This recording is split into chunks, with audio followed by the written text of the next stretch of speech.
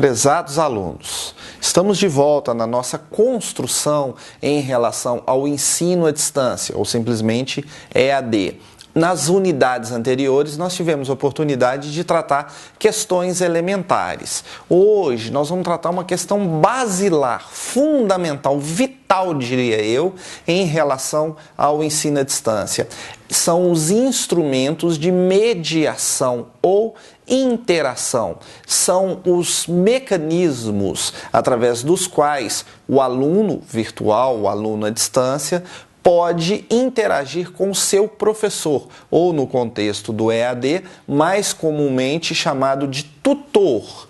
Há uma tendência a que nós chamemos esse professor de professor tutor. Na seguinte perspectiva, o professor não estará presente em sala de aula dioturnamente. Ele vai atendê-los através das chamadas TICs, Tecnologias de Informação e Comunicação.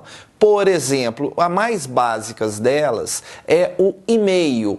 Aqui na Faculdade Batista, nós estabelecemos um padrão. O NEAD, Núcleo de Ensino à Distância, é usado como prefixo. Então, cada disciplina tem, por exemplo, a disciplina de Filosofia tem uma sigla, FLS. Então, o e-mail seria nead.fls@sistemabatista.edu.br.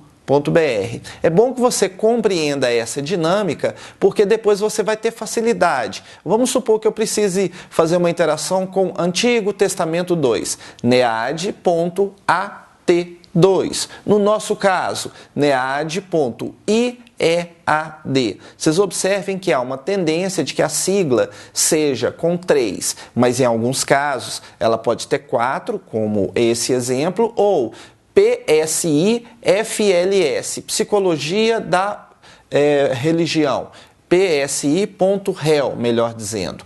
O que acontece? Nós estabelecemos um modelo para que você tenha facilidade para essas interações. Lembrando que instrumentos de interação podem ser síncronos ou assíncronos. Suponho que todos vocês estejam habituados a trabalhar com e-mail. Ele é um instrumento assíncrono. Você envia uma mensagem para o seu professor, que não estará 24 horas por dia conectado. Não espere que ele te responda de imediato, como se fosse, por exemplo, um WhatsApp. Não é o caso. O WhatsApp é uma outra metodologia. No caso do e-mail, ele vai lhe responder. Nós estabelecemos um período ideal para que o professor lhe responda em até no máximo de 48 horas. Obviamente que em algumas situações ele pode demorar um pouquinho mais. Vamos supor numa época que ele estiver corrigindo as avaliações.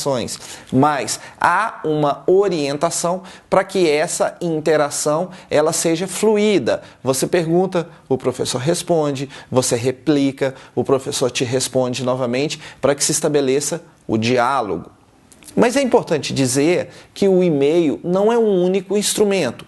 Existe um outro mecanismo bastante interessante que nós chamamos de fórum, ou fórum de discussão, que é algo como se existisse um quadro de mensagens na sala, na sua sala física. Lá você vai ver normalmente na parede um ambiente, um pedaço da parede reservado para que seja possível fixar-se avisos. No caso do fórum de discussões, a lógica é muito semelhante. Um aluno, ele compartilha aquele ambiente com os diversos colegas. E é importante salientar que não só aqueles colegas específicos do seu curso.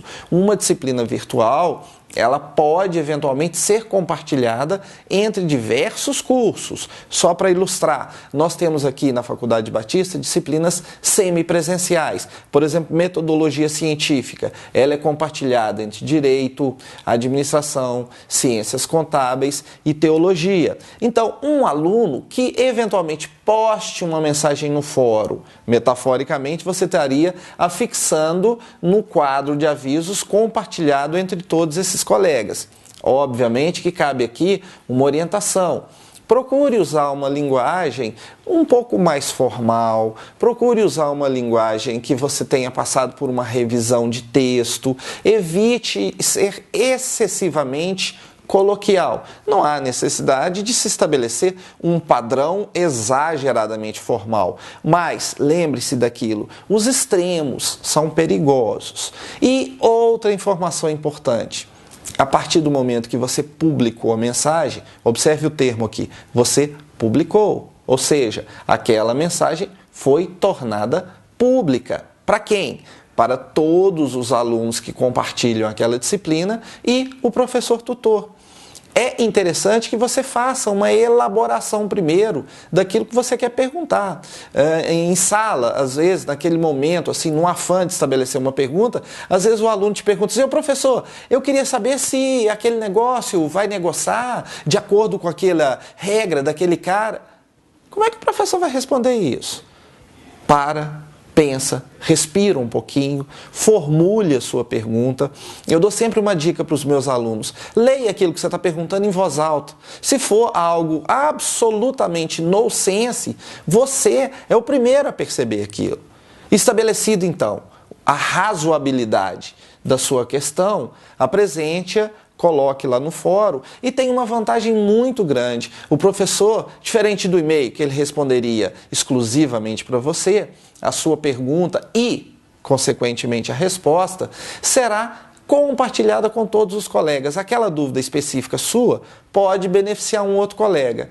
Então, por via de consequência, uma pergunta de um colega também pode beneficiar a você. Acompanhe. E ainda há uma possibilidade também interessante, que é o seguinte, esse diálogo não é ponto a ponto, ele é multiponto. Isso quer dizer o quê? Que outros podem colaborar com aquela discussão, concordando, discordando, complementando, apresentando uma outra perspectiva, um outro viés. É por isso que é muito interessante que o fórum de discussões seja usado como um instrumento didático pedagógico. Não use para fazer gracinha, não use com temas que a gente chama off-topic, não fuja do assunto.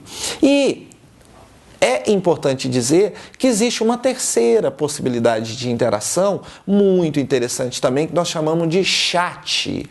É a ideia do bate-papo, mas não aquele bate-papo descompromissado que durante muito tempo muita gente usou na web de maneira descontrolada. O exemplo clássico que eu vou citar, o Mirk.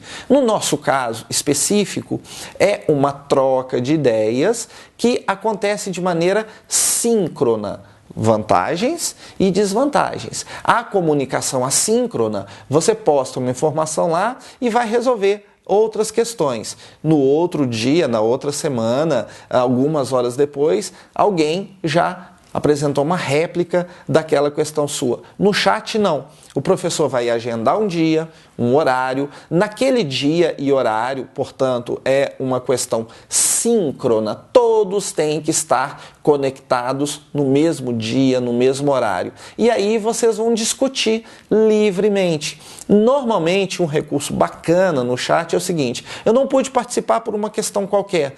A gente pode gravar o chat, quer seja ele textual, quer seja ele por voz. Num primeiro momento nós vamos dar preferência para o chat textual e depois você pode ler a transcrição daquele diálogo. É como se um dia você perdeu uma aula, alguém anotou tudo para você e colocou à disposição. Observe, então, que três mecanismos fundamentais para que se dê essa mediação. Com qual objetivo? Que você possa dialogar com o seu professor e com os seus colegas, para que vocês construam coletivamente e cada um individualmente o seu conhecimento. Estabeleça um padrão de reflexão.